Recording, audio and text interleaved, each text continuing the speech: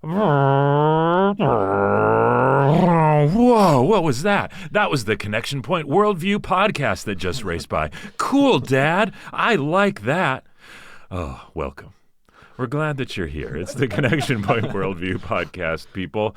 And it's a podcast designed to take you as a parent or guardian deeper into places your student has already gone. I'm here with my two friends, my besties. Enjoy these guys so much. Huge blessing, Dr. Zach Brightenbach. Hello, Zach. Hello. And Pastor Trey Shigley. Hello, Trey. Hello, Ron. Well, we are working our way through some cool material from Worldview Week. You guys just had recently with our middle schoolers at Connection Pointe. They spent an entire week with you guys learning about ethics, which is just the coolest thing ever, that students would carve out time to go deeper in their faith, much less to unpack ethics at that middle school level. Like, that's just awesome. So thanks for pouring in that way. And parents, thanks for investing in really the way that your students think if you sent them there. If you didn't, then this is a good opportunity for you to be clued in on what the other students learned, and maybe you can pass this on to your student too. But this is episode 4, lesson 4 of 6 in this series on ethics. And so, Trey, you want to briefly remind us of what you've done so far in the ethics series, introduce us to the topic of lesson 4 that we're going to discuss right now. Yep. So, big picture overview of this series. We're covering what is ethics, and then looking at a few ethical theories, what they're all about, how they might fall short a bit, and then what the biblical ethical system is. So we've talked about ethics, how that's kind of how you decide what is right and wrong, how you make moral decisions and moral choices. And we've talked about utilitarianism, which is all about you should try to do the thing that will cause the most happiness for the most amount of people. Then we talked about Kant and how he's talking about you just need to do your moral duty and don't worry about the consequences. Just do kind of what we through reason have figured out is the right thing to do, and just do that. And then today we're going to talk about Aristotle and virtue ethics. So that's what we're talking about in this episode. That's awesome. It's really been helpful to kind of just work through some of these different theories and see what strengths there are and weaknesses there are. So now Aristotle, Dr. Zach, you want to tell us about Aristotle and his focus on virtues? Yeah, so Aristotle, we're going all the way back to the Greek philosophers. He lived in 300s BC and is just a really one of the three most famous Greek philosophers, along with Socrates and Plato. And Aristotle really cared about personal character when it came to his view on ethics. He really cared about the virtues. And by virtues, we mean good character traits that shape our lives, that guide how we think and feel and act. It's not really about focusing on guiding our actions in a scenario, but it's focused on guiding us as a person to become a better person on the inside. So you want to grow in things like having more courage. That would be a virtue, right? Doing what's right even when it's hard. Honesty, right? Just telling the truth, being a truthful kind of person, an honest kind of person. Being the kind of person that has self-control would be another virtue, just managing your desires well. Being a person who is kind, someone who just naturally would want to treat others with care and with respect.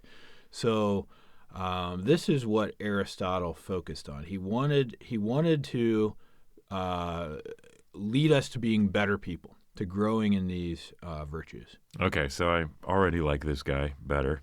Obviously familiar with Aristotle somewhat, but compared to what we've been learning, the initial face value is kind of nice. Yep.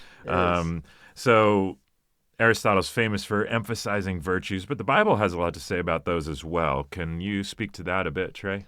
Yeah, I think what you're talking about, your gut reaction is like, okay, that doesn't sound too bad. Yeah. And I think that's because the Bible talks about virtues a lot. And specifically, one of the main passages is like the fruit of the Spirit, right? Love, joy, peace, patience, kindness, goodness, gentleness, faithfulness, self-control. All of those things are virtues that the Bible really promotes. And the Bible is really concerned about who we are and who we're becoming, and we want to become more like Christ. And so the Bible, again, would kind of agree with Aristotle that the virtues are really important. We can develop them, and we should be really concerned about who we're becoming and the character that we're developing kind of on the inside. I like that. Okay, so let's dive deeper into Aristotle's virtue ethics.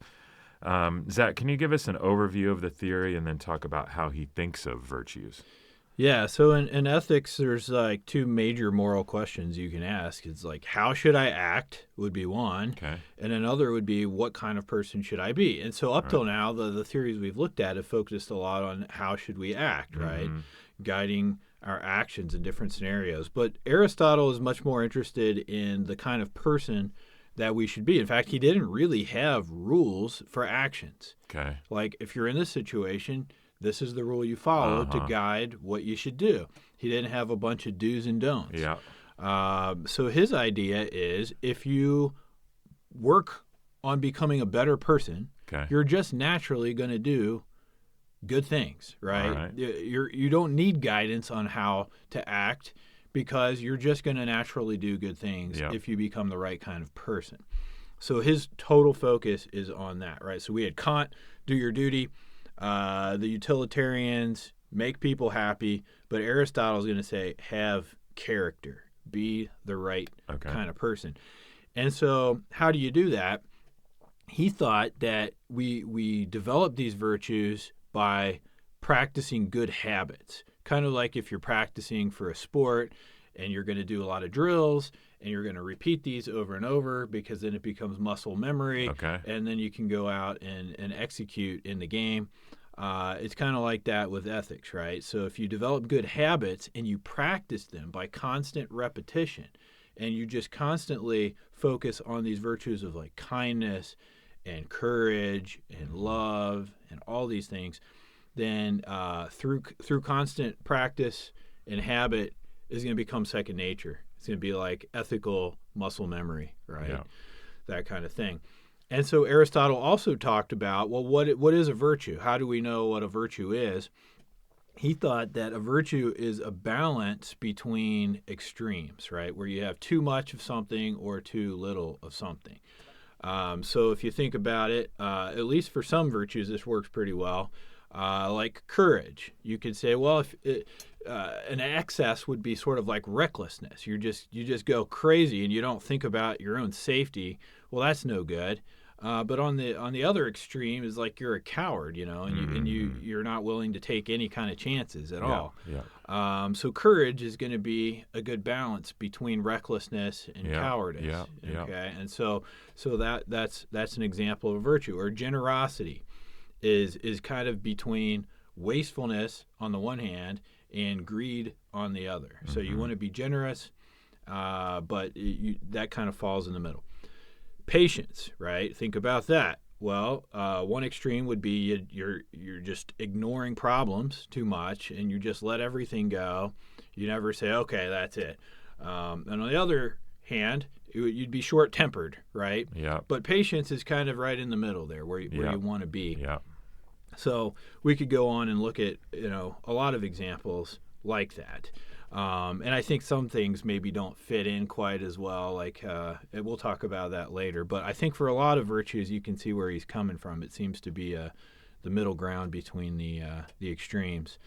But he doesn't really guide our actions, as I said. So he's focused on becoming the right kind of person. So how do we know what a good action is? Well, he would say a good action is going to be whatever a virtuous person would do. And so he really emphasized the importance of not just good habits and practice, but also role models. So you're going to want to find a good role model, someone who is virtuous and practices these virtues, and you model yourself after that person. And so that's what a good action is. Whatever a virtuous person would do is a good action. So get virtue, become like virtuous people, model yourself after them, and you don't really need rules to guide your actions. You're just going to do the right thing. Okay. All right. That's the idea. Okay. I'm still tracking here with this one. I can see more upsides than down, but I'm sure they're coming. It's been kind of helpful to have some of these scenarios that you guys have given us for each of these different ethical theories to see how they play out in real life. So, Trey, Can you take us through some scenarios? We might get a sense of how someone might make a moral decision if they're following virtue ethics.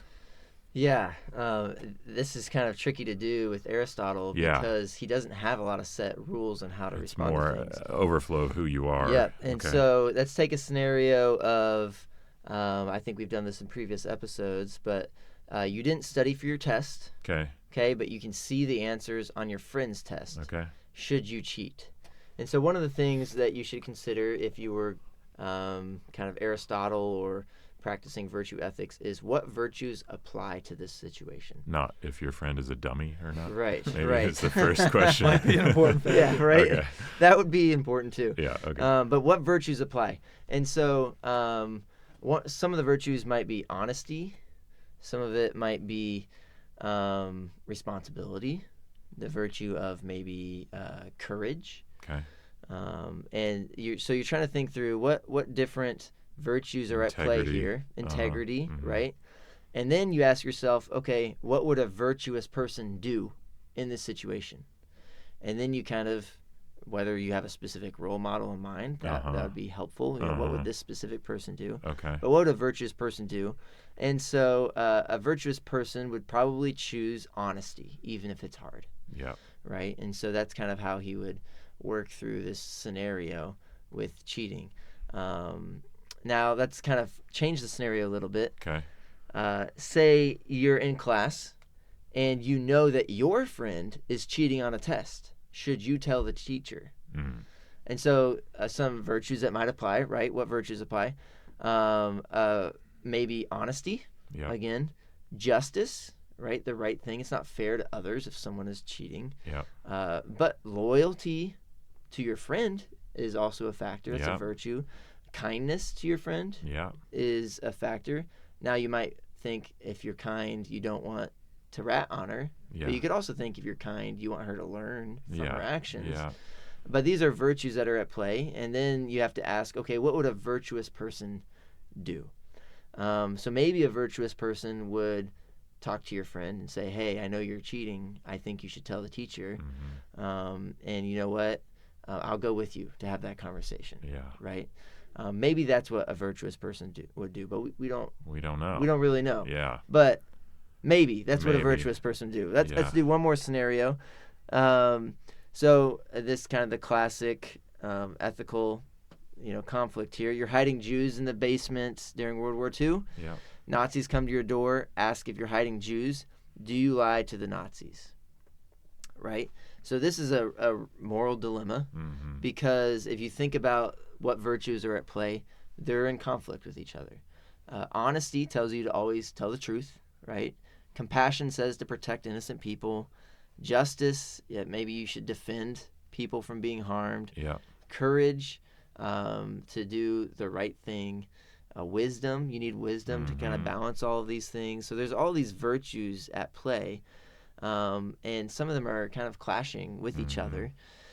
So again, you'd ask yourself, what would a virtuous person do? And whoever comes to mind for you, you try to guess what they would do, and then do that same thing, which is kind of, again, showing maybe some of the struggles with this ethical framework. Right. So I don't know. Very personalized. Very, very personalized. Yeah. Yeah. Okay. So it's been helpful too to kind of have a fair assessment of these different theories that may or may not differ from a biblical Christian worldview. These ethical theories have all had strengths, but they've all had weaknesses too. So Zach, can you give us some of the biggest strengths of virtue ethics? Yeah, I think there's a lot of them, really. And I think one would be that being a good person is not just about following rules or getting good results. It has to involve character. It has to involve some kind of focus on growing as a person, to be a better person and focusing on the virtues. And I think that's biblical, right? Galatians 5, the fruits of the Spirit, we should care about these kind of things as Christians. And I think even as someone who's not a Christian, you can see the value of virtues in building character, or at least you should. Second, a good thing would be becoming a better person takes a lifetime, but it's worth it. And right, so Aristotle really focuses on constant practice, building good habits. It doesn't happen overnight, but becoming a good person is hard, and it takes work, and it takes a lifetime of work, and we're constantly growing and becoming the kind of person who's going to want to do the right thing. And the Bible talks about that kind of thing too, right? Philippians 3, verses 12 to 14. Paul is talking about how even near the end of his ministry, he doesn't feel like he's arrived yet. He's still pressing on and straining forward to become the kind of person God wants him to be. He says, not that I've already obtained all this, right? Not that I've arrived at my goal, but I press on to take hold of that for which Christ Jesus took hold of me. And so I think that's a biblical concept, that we're always pressing on to win the prize for which God's called us heavenward in Christ Jesus. We're always pushing forward to grow and be more like Jesus. Third, good character grows through practice. I think it does take practice. It's like training for a sport. It's not easy to become a person of high character, especially for some people. I think some people are more naturally higher character than others. Some have more work to do than others, just like being an athlete. Some people are more athletic, and it's not that hard. You still need to work really hard if you're going to become the best in the state or in the country or in the world. You're not going to do it by sitting on the couch. Well, it's the same with ethics, right? If you're going to become the right kind of person, it takes practice. It takes training. And you see that in the Bible too, where Paul talks about in Romans 2:7, persistence in doing good. It takes persistence. It takes staying at it.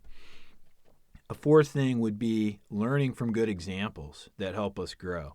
I think Aristotle is wise to say that we need to find good role models, and in Christianity, it gives us the ultimate role model, right? We model ourselves after Christ. The Apostle Paul even told people to imitate me as I imitate Christ in 1 Corinthians 11:1. So I think that's a biblical concept, that we should find good role models. Now maybe we'll talk when we get to some of the criticisms about, well, how do we know who the good role models are? But I think that concept is good and biblical. A fifth thing would be doing the right thing becomes more natural when you have good character. I do think there's something to that what flows out of your life is going to reflect the kind of person that you are inside. So Luke 6:45 says, the good person out of the good treasure of his heart produces good, and the evil person out of his evil treasure produces evil. For out of the abundance of the heart, his mouth speaks. And so I think that doing the right thing does become more natural as we work on these virtues and we grow morally. So I think that's a good insight. So there's a bunch of strengths there. Trey, you want to give us maybe some of the weaknesses with virtue ethics? Yeah, there's a lot of good, but I think it's just incomplete. And so one of the negatives is that I think you need a real standard for what is good, what is virtuous. And this system gives you no justification for why anything can be called like objectively good, like outside of people's opinion of it. And so God needs to be a part of the picture. He's the real unchanging standard of good. You know, virtue ethics says we should build good character, but it doesn't give us a way to figure out what is that good character. And so, yes, we should be building good character, but we need something to shoot for. And so it doesn't have God as a part of that, and that's a big miss there. And then virtue ethics doesn't give us a good way to know what the virtues are. So I've kind of talked about that a bit, but not everyone agrees on which character traits are good. What's an actual virtue? And different parts of the world or different times in history, there can be disagreements. So from culture to culture, and even things like being chaste, like sexual restraint outside of proper boundaries. Some people think that saving sex for marriage is unnecessary, and other people think it is. And so there's this conflict of, well, what is virtuous when it comes to this scenario? And then this is something that where he says virtues are kind of like the middle of extremes. There are some things where you can't have too much of something. Maybe love is an example. You can't really have too much love, or holiness. You want to be as holy as possible. And so it's not really the balance of two extremes. Justice. Someone can't be too just. And so it's not a good way. Some virtues fit into that paradigm well, but others don't. The middle ground paradigm. Yeah. And then this is one of the biggest issues, is that virtue ethics has circular reasoning. And so it's like if you ask your your friend, well, what is the right thing to do? What is a good thing to do? And they respond, according to Aristotle, oh, it's what a good person would do. Okay, well, what do good people do? Good people do good things. Yeah, good people do what good people do. Right. What are the good things that they do? Oh, good things are what good people do. Yeah. And it's just circular, right? It just goes around and around. And so there's no way to know. That's why in the scenarios we talked about, it's like, well, whatever a good person would do that good thing. How do you know they're good? Well, they do good things. Yeah. And it just goes around and around. We need the guidance of a perfectly virtuous being who knows what is good and what is bad, and that guidance there. And then it doesn't always guide our actions in a specific situation. And we saw that going through some of the scenarios. Being loving is a virtue, but how do you apply that? And two loving people could disagree. And so character development is great, but an ethical system should also include how do you act, not just on your character. And then it often it's not super helpful when virtues conflict with each other, kind of like in the Nazi example, or even the telling on your friend example. Like the virtues of loyalty and kindness to your friend are conflicting with honesty and justice. And so it doesn't always give you clear answers to those scenarios. And finally, it doesn't necessarily motivate someone who doesn't care about being good. So Aristotle's saying, hey, you should try to be a virtuous person, but why? Why should you try to be a virtuous person? And it doesn't really deal with your motivations. What if you want to be a person who just doesn't have good character? Yeah. And you think that's going to be more fulfilling or fun in life. So it doesn't really motivate you to be a virtuous person. And that's something that is important as well. Gosh, well, it's super huge. So by now, worked our way through utilitarianism really isn't an adequate theory to guide us morally, and Immanuel Kant and his theories really aren't adequate.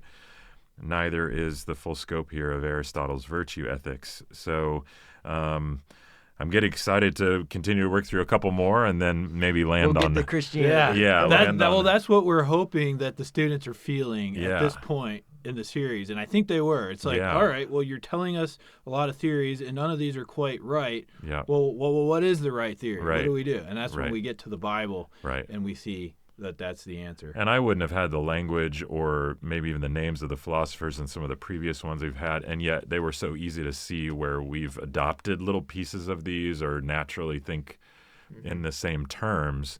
So all of this is really, really helpful, you guys. Thank you so much. As we wrap up, we normally like to leave a question for you guys to have a discussion with your student with. So, Zach, what would be a good question to discuss about this particular lesson? Yep. Maybe you'll just ask, well, why do you think it matters about what kind of person we are when it comes to ethics instead of just like do's and don'ts? Why does it matter to go beyond just rules and to focus on virtues and who we are inside? Awesome. As parents and guardians, please know we're praying for you and your students nonstop. If you need something, we're here for you. And if you want to reach out to connectionpointe.org, that's a good place to reach out. That's point with an E, connectionpointe.org. Thanks, guys. Love you so much.